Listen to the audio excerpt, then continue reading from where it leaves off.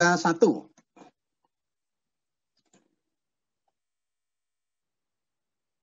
Sebentar.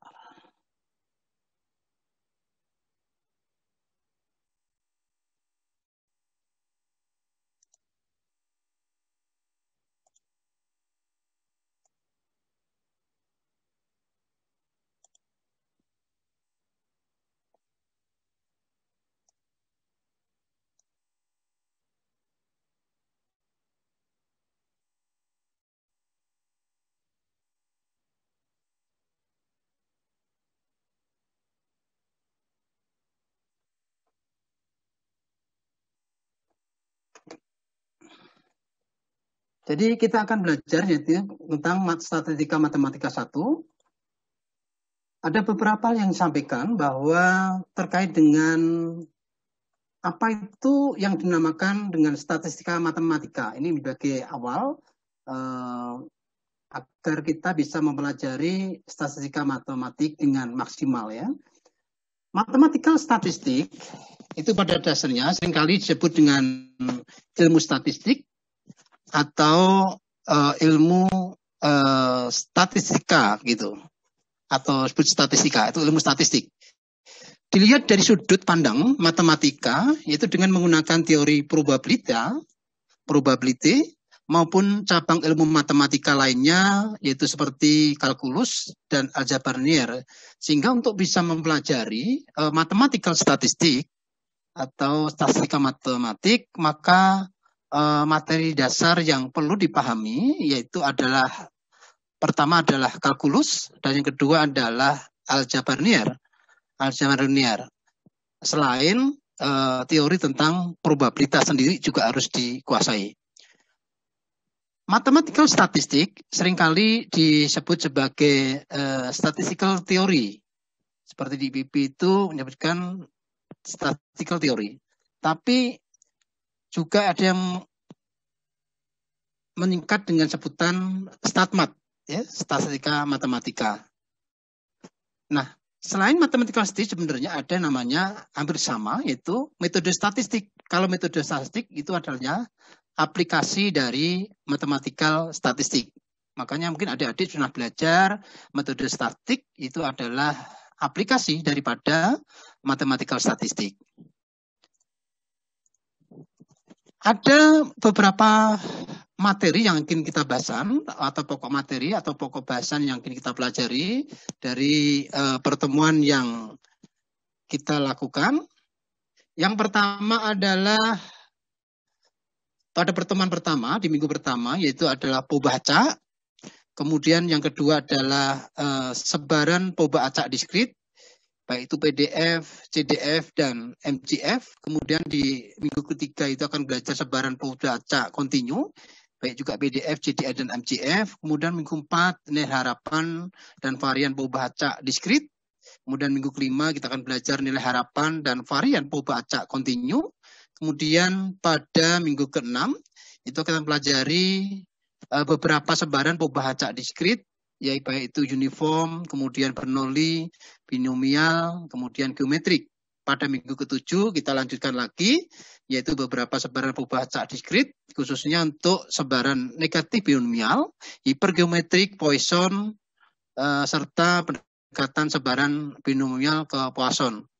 Kemudian yang minggu ke-8, yaitu mempelajari beberapa sebaran poba-acak kontinu, khususnya untuk uniform, kontinu, eksponensial, kemudian gamma, Q-square, kemudian beta. Kemudian pada pertemuan ke-9, di minggu ke-9, yaitu beberapa sebaran poba-acak kontinu, baik sebaran normal, student T, sebaran Fisher atau F, serta pendekatan sebaran binomial ke normal. Kemudian pada pertemuan ke-10, di minggu ke-10, yaitu mempelajari sebaran bersama dan sebaran marginal, diskrit, dan kontinu. Kemudian di minggu ke-11 yang mempelajari sebaran bersyarat dan independensi poba-acak. Di minggu ke-12 mempelajari nilai harapan bersama, kovarian, dan korelasi. Kemudian pada minggu 13 kita akan pelajari nilai harapan bersyarat, MCF bersama.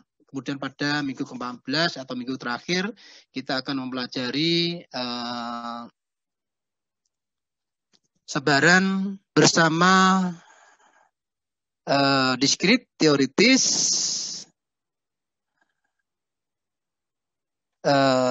hipergeometrik, multinomial, dan sebaran bersama kontinu teoritis, baik bivariat atau multivariat normal. Itu yang akan kita pelajari bersama mulai dari minggu 1 sampai dengan minggu ke-14. Dengan kita mengetahui materi pembelajaran yang akan kita pelajari selama 1 semester, harapannya adik-adik semua bisa mempersiapkan terkait dengan materi yang akan kita bahas di setiap minggunya. Ini adalah buku acuan yang bisa digunakan. Yang pertama adalah utamanya kita menggunakan buku acuan, yaitu adalah buku Bain dan Engelhardt, ya. Itu yang kita gunakan. Kemudian ada 2 buku pendukung, ya, ada 2 pendukung, baik Mood dan Walpole, itu yang akan kita gunakan. Jadi 2 acuan ini menjadi buku acuan yang utama adalah Bain dan Engelhardt, maka pendukungnya ada 2. Tapi tidak menutup kemungkinan adik-adik nanti juga bisa menggunakan buku acuan yang lain. Karena pada penyampaian materi StatMat sebelumnya, itu ada buku-buku pendukung yang bisa digunakan. Selain 3 buku pendukung, buku yang saya sampaikan sekarang. Kemudian sistem penilaian terkait dengan yang akan ditentukan untuk penilaian. Ada 3 sistem penilaian yang digunakan. Yang pertama adalah tugas dan kuis, kita akan beri bobot 20, kemudian ujian tengah semester atau UTS itu kita berikan bobot 30%, kemudian yang terakhir itu adalah yang ketiga ujian akhir semester atau UAS, itu diberikan bobot 50%.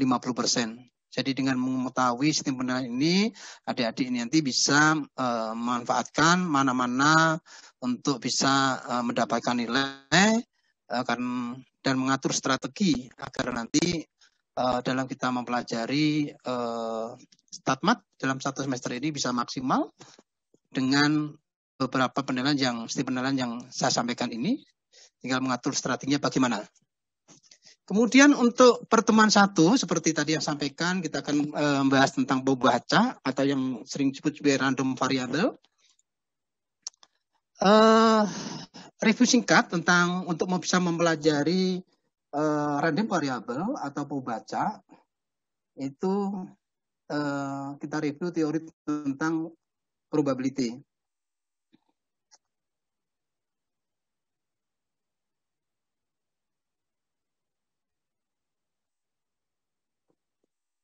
Ada 4 terminologi kunci yang perlu dipahami, ya. Kita harus memahami definisi 4 terminologi ini untuk bisa mempelajari random variable. Yang pertama adalah eksperimen acak atau random eksperimen.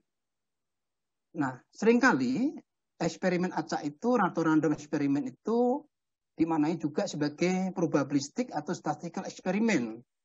Ya, percobaan yang dilakukan secara probabilistik atau statistik.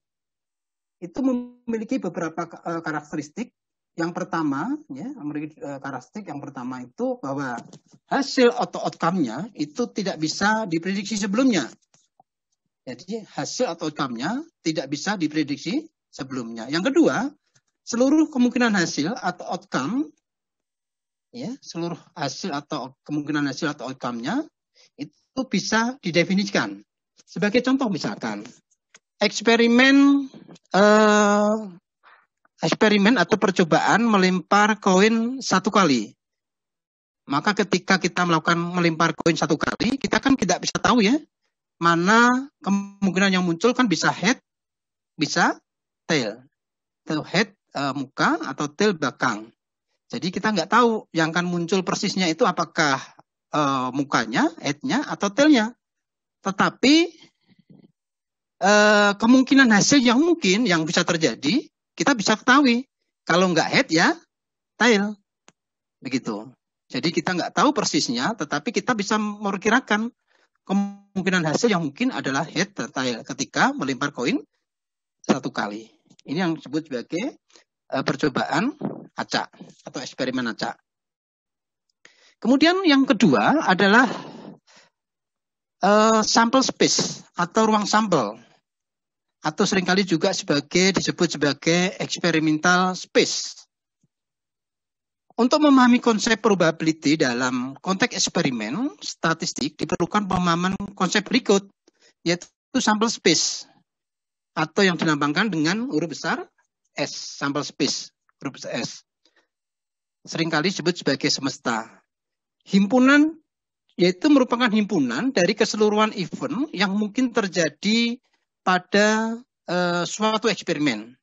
Jadi sample space itu merupakan himpunan dari keseluruhan event atau kejadian yang mungkin terjadi pada suatu eksperimen atau percobaan. Nah, sebagai contoh misalkan,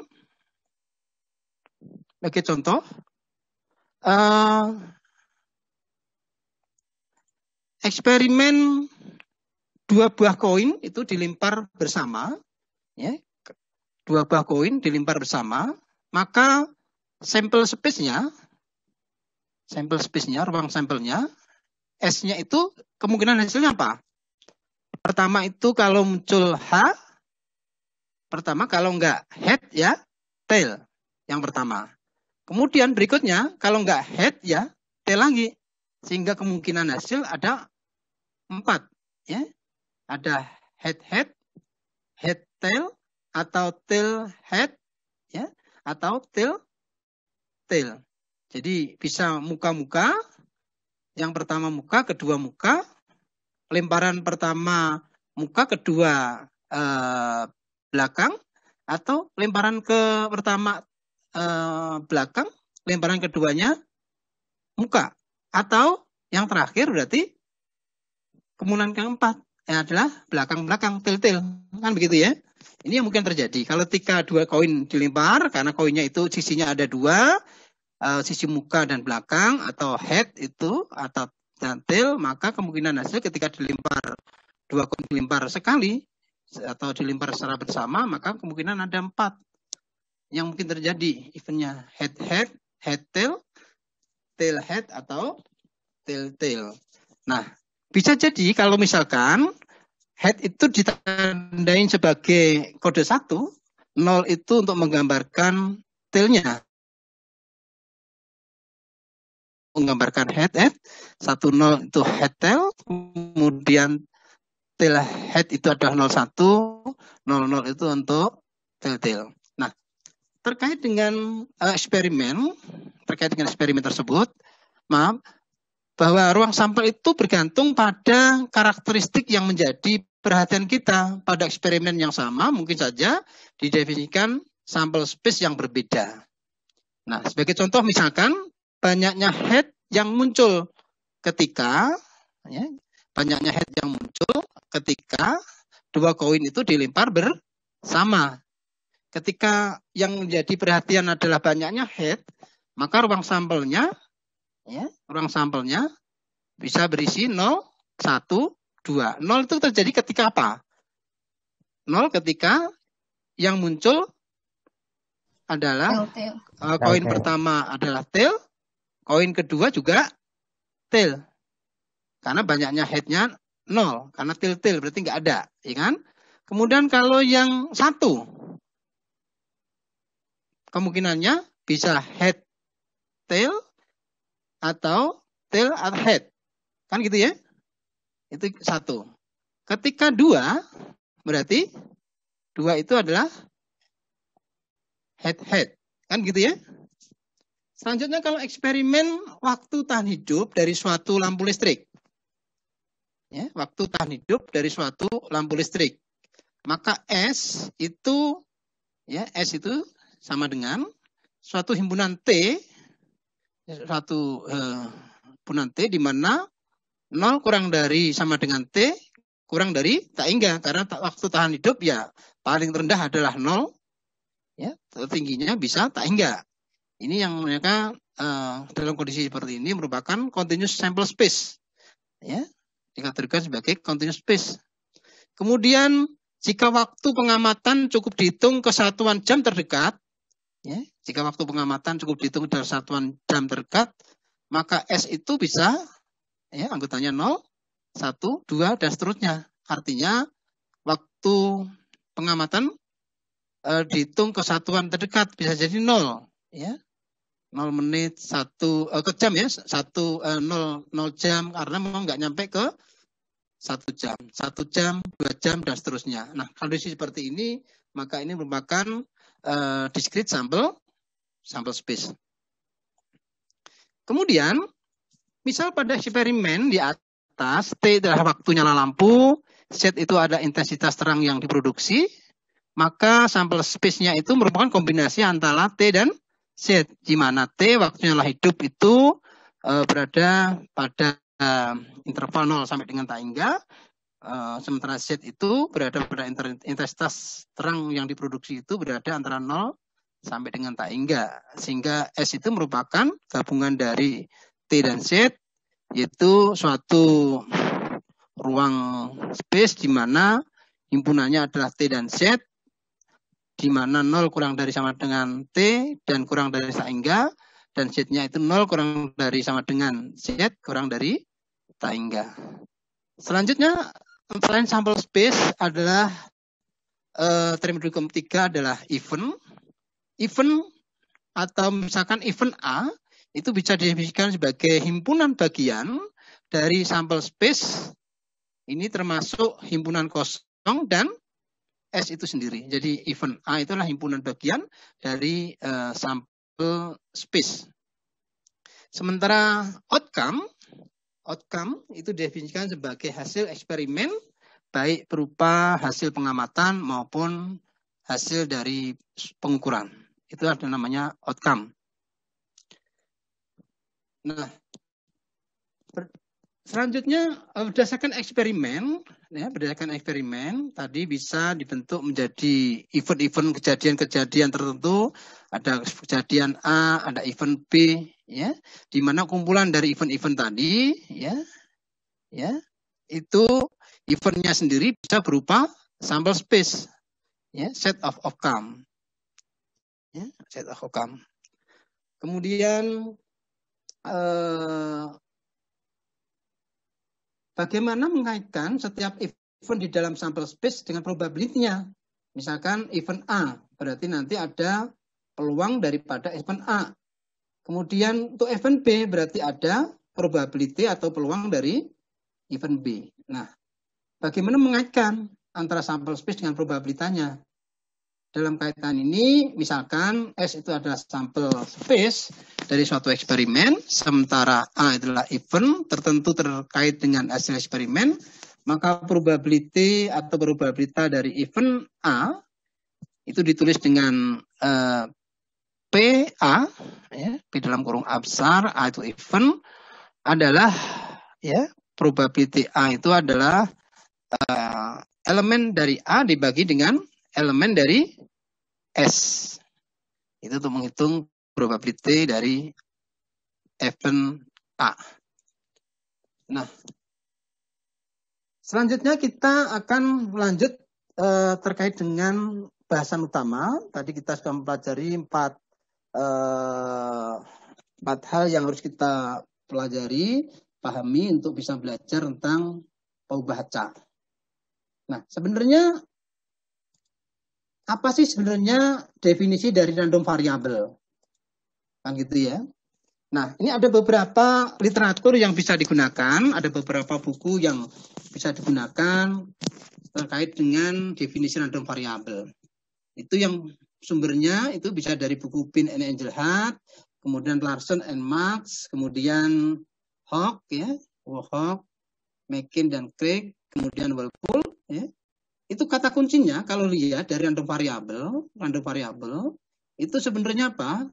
Di Pin Engelhardt dia menyebut kata fungsi, ya. Random variable di Larson dan Marx juga menyebut fungsi. Kemudian di Hawk, McKin and Craig itu adalah sign, ya, sign. Itu kurang lebih juga ada fungsi juga, deng. Ada fungsi di Hawk, McKin dan Craig. Kemudian untuk Walpole juga fungsi. Sehingga random variable pada dasarnya adalah sebuah fungsi. Itu menjadi kunci pertama. Kunci berikutnya bahwa yang selanjutnya adalah associate, menghubungkan atau memetakan. Ya, di Bain and Engelhardt itu juga associate. Kemudian di Larsen, Mark juga ada kata-kata associate. Kemudian di Hawk, Mackin dan Crick itu juga bukan hampir sama dengan associate, yaitu assign. Ya, sementara di Walpole adalah associate, yaitu suatu fungsi yang menghubungkan. Ya, kata kunci kedua adalah menghubungkan atau memetakan. Kemudian kata kunci berikutnya apa? Ya, di Bain and Engelhardt itu adalah sample space. Ya, di sini adalah menghubungkan suatu bilangan real, satu X E sama dengan X di sini di Bain, dengan setiap possible outcome di dalam ruang sampel. Ya. Setiap kemungkinan hasil di dalam ruang sampel. Jadi suatu fungsi yang menghubungkan suatu bilangan real dengan setiap kemungkinan hasil di dalam ruang sampel. Ya, ruang sampel dan sampel space itu di Bain and Engelhardt. Sementara di Larsen and Mark, ya, itu juga suatu fungsi yang menghubungkan kurang lebih sama. Ya, kurang lebih sama. Kemudian di Hawk, ya, juga sama fungsi, ya, memetakan untuk setiap elemen di dalam elemen C. Ya. Ini di Hawk and Mackin. Sementara di Walpole juga kurang lebih sama. Jadi intinya random variable itu kurang lebih adalah suatu fungsi yang menghubungkan atau memetakan setiap kemungkinan hasil suatu peristiwa atau event, ya, dari suatu percobaan acak atau random eksperimen ke bilangan real.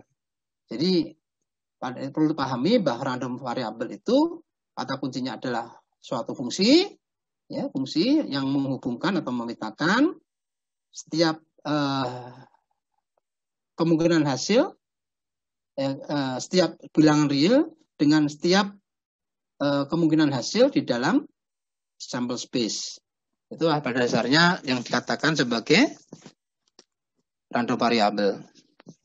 Nah, dalam suatu random eksperimen atau eksperimen random, eksperimen acak, S, ya, S besar itu adalah total outcome dari random eksperimen tersebut. Sedangkan fungsi atau random variable X, ya, variable X dengan domain S, sampel space, akan membuat beberapa